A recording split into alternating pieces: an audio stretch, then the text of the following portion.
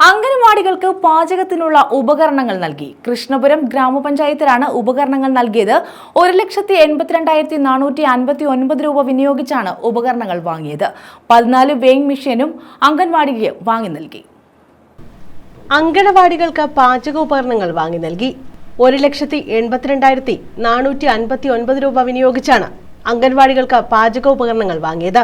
Pressure cooker, mixie, kitchen rack തുടങ്ങിയ ഉപകരണങ്ങളാണ് വാങ്ങിയത്. കുട്ടികളുടെ വളർച്ച നിരീക്ഷണം നടത്തുന്നതിനായി വെയിങ് മെഷീനും വാങ്ങി. 30,000 രൂപ ചിലവഴിച്ചാണ് വെയിങ് മെഷീൻ വാങ്ങിയത്. 6 അംഗൻവാടികൾക്ക് വെയിങ് മെഷീൻ വാങ്ങുന്നതിനുള്ള പ്രൊജക്ടും ഏറ്റെടുത്തു. അംഗൻവാടിക്ക് ഫർണിച്ചർ പദ്ധതി പ്രകാരം 1,50,000 രൂപ ചിലവഴിച്ച് കസേര, ടേബിൾ, അലമാര, റാക്ക് എന്നിവയും വാങ്ങി. പാചക ഉപകരണങ്ങൾ ഗ്രാമപഞ്ചായത്ത് പ്രസിഡന്റ് ശ്രീഹരി കോട്ടിരേത്ത് വിതരണം ചെയ്തു. നമുക്ക് 20 അംഗനവാടികൾക്കുള്ള ഉപകരണങ്ങൾ ഇവിടെ നമുക്ക് സംഭരിച്ചിട്ടുള്ളത്. അതോടൊപ്പം 1.5 ലക്ഷം രൂപയുടെ ഫർണിച്ചറുകളും 30,000 രൂപയുടെ വെയിങ് മെഷീൻ ഉൾപ്പെടെ 3 ലക്ഷം രൂപയോളം ചെലവഴിച്ച് ഉള്ള സാധന സാമഗ്രികളാണ് നമ്മളിവിടെ 20 അംഗനവാടികൾക്കും വിതരണം ചെയ്യാൻ ഇവിടെ വെച്ചിരിക്കുന്നത്. അതിൻ്റെ ഔപചാരികമായ ഉദ്ഘാടനമാണ് ഇവിടെ നടക്കുന്നത്. നമുക്കറിയാം, നമ്മൾ താഴെത്തട്ടിലുള്ള വിദ്യാഭ്യാസം നമ്മുടെ അംഗനവാടിയിൽ നിന്ന് തുടങ്ങുന്നത്. നമുക്ക് കൃഷ്ണപുരം പഞ്ചായത്തിൽ 20 അംഗനവാടികളുള്ളതിൽ 2 അംഗനവാടികൾക്ക് മാത്രമേ ഉള്ളൂ കെട്ടിടങ്ങളില്ലാത്തത്.